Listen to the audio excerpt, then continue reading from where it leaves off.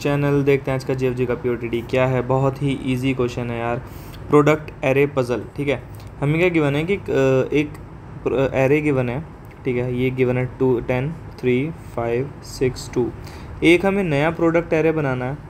ठीक है, नया प्रोडक्ट एरे क्या कह रहा है कि वो कह रहा है कि इस नंबर को छोड़कर बाकी सारे नंबर का मल्टीप्लिकेशन इस जगह आ जाए। ठीक है, जैसे 10 है तो इस वाले में 10 के अलावा जितने भी नंबर हैं इस वाले एरे के, नम्स एरे है। ठीक है, ये हमारा आंसर एरे हो जाएगा। तो नम्स एरे के जितने भी बाकी एलिमेंट्स हैं 10 को छोड़ के उनका जो मल्टीप्लिकेशन है वो आंसर में आ जाए। तो इनका मल्टीप्लिकेशन क्या हो जाएगा, 6 2 12 5 63 180। ठीक है, अब जब इस वाले पे आएगा तो 3 को छोड़कर जितने भी एलिमेंट्स हैं, 3 को छोड़कर जितने भी एलिमेंट्स हैं उनका सबका प्रोडक्ट, 6 2 12 5 60, ये हो गया 600। फिर 5 को छोड़कर जितने भी एलिमेंट्स हैं उनका प्रोडक्ट। ठीक है, तो इस तरीके से हमें क्या करना है, इसको फिल करना है। तो इसमें देखो, अब मैं ऐसे तो करूँगा नहीं ना कि अच्छा ये 10 के लिए भरना है, तो अभी मैं क्या करता हूँ, इन सब के लिए लूप चलाता हूँ और इनका मल्टीप्लिकेशन करता हूँ, यहाँ लिखता हूँ।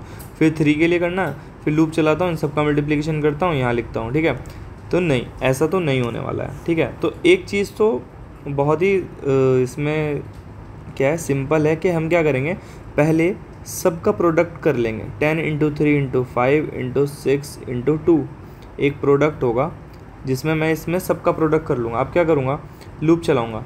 अच्छा ये 10 है तो 10 नहीं होना था, तो अगर मैं 10 से डिवाइड कर देता हूँ पूरे प्रोडक्ट को तो 10 कट जाएगा, बाकी सबका प्रोडक्ट आ जाएगा, वो यहाँ फिल कर देंगे। ठीक है, फिर क्या होगा, अच्छा 3 नहीं चाहिए, अगली बार में क्या चाहिए, 3 नहीं चाहिए, तो प्रोडक्ट को 3 से डिवाइड करो और इसमें फिल कर दो तो 3 हट जाएगा। फिर अगली बार में क्या नहीं चाहिए होगा, 5 नहीं चाहिए होगा, तो 5 से डिवाइड करो, बाकी सारे आ जाएंगे। फिर अगली बार 6 से डिवाइड करो, बाकी सारे आ जाएंगे। फिर अगली बार 2 से डिवाइड करो, बाकी सारे आ जाएंगे। ठीक है, क्वेश्चन बहुत ईजी था यहाँ तक, लेकिन इसमें दो हमें क्या करनी है, एक आध बेस कंडीशन हमें देखनी है।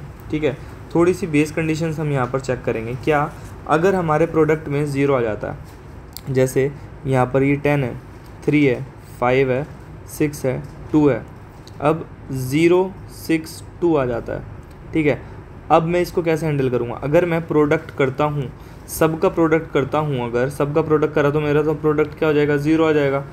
तो इस जगह में क्या आना चाहिए, हाँ भाई बाकी सारे का प्रोडक्ट क्या आ जाएगा, 0 आ जाएगा, क्योंकि 0 है।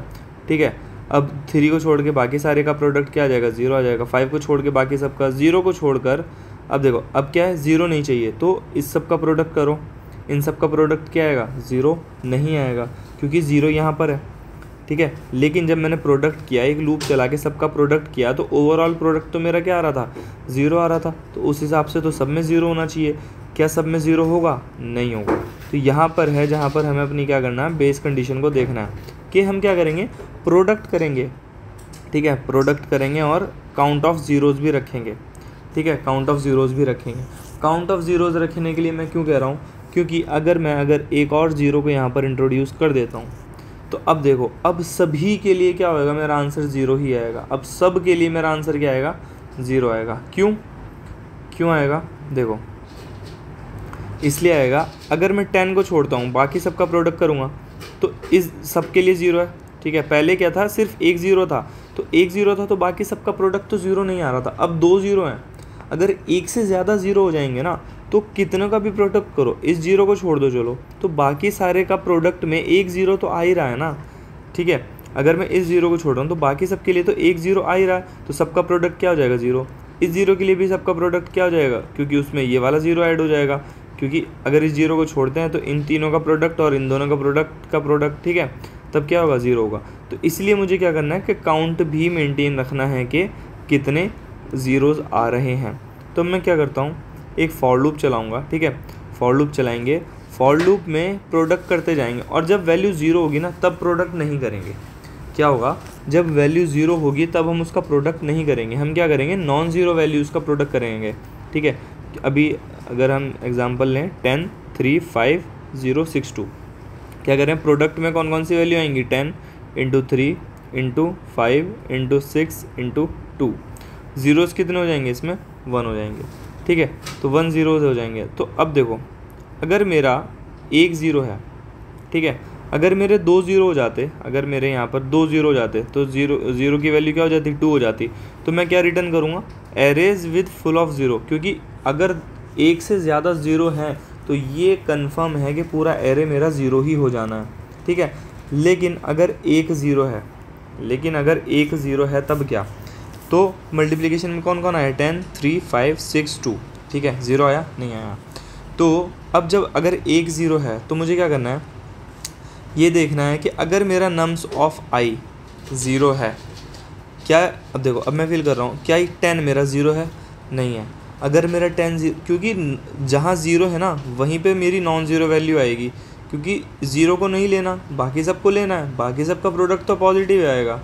अगर मैं बाकी सब में इसका कैलकुलेट करूँ तो बाकी सब पूरा प्रोडक्ट क्या हो जाएगा, मेरा ज़ीरो हो जाएगा।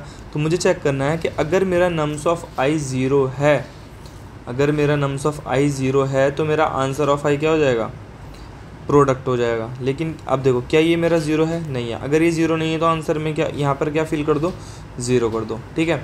अगर ये ज़ीरो नहीं है तो यहाँ पर क्या फिल कर दो, ज़ीरो कर दो।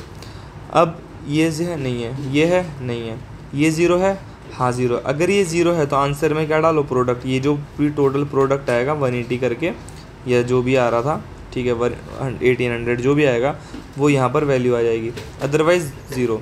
लेकिन अगर ज़ीरो नहीं है, अगर कोई भी मेरा ज़ीरो नहीं है तो सिंपल से क्या होगा, product divided by nums of I. कैसे, यहाँ पर कोड देखते हैं, इसको करते हैं पेस्ट। अब देखो सिंपल सा कोड, ये रहा पूरा कोड। हमने क्या करा, साइज़ निकाल लिया, एक वेक्टर बना लिया n साइज़ का, जिसमें अभी सारी वैल्यूज़ को हमने क्या कर दिया, ज़ीरो कर दिया, ठीक है। अब हम क्या कर रहे हैं, काउंट कर रहे हैं ना। अगर मेरा नम्स ऑफ आई ज़ीरो है तो ज़ीरो को काउंट करो, प्रोडक्ट को 1 लिया, जब मल्टीप्लाई करा सारे प्रोडक्ट मतलब निकाल लिए, अगर वो ज़ीरो नहीं है, ठीक है, अगर वैल्यू ज़ीरो नहीं है तो उसका प्रोडक्ट करो, ठीक है। नॉन ज़ीरोज़ का हमने क्या कर लिया, प्रोडक्ट कर लिया। अब देखो अगर मेरा ज़ीरो की काउंट जो है ग्रेटर देन 1 है तो इसका मतलब फॉर श्योर है कि पूरा एरे मेरा क्या बनने वाला है, ज़ीरो बनने वाला है। तो रिटर्न कर दो आंसर, क्योंकि हमने उसको इनिशियलाइज़ करा था n साइज़ से और सब में क्या कर दी थी, ज़ीरो।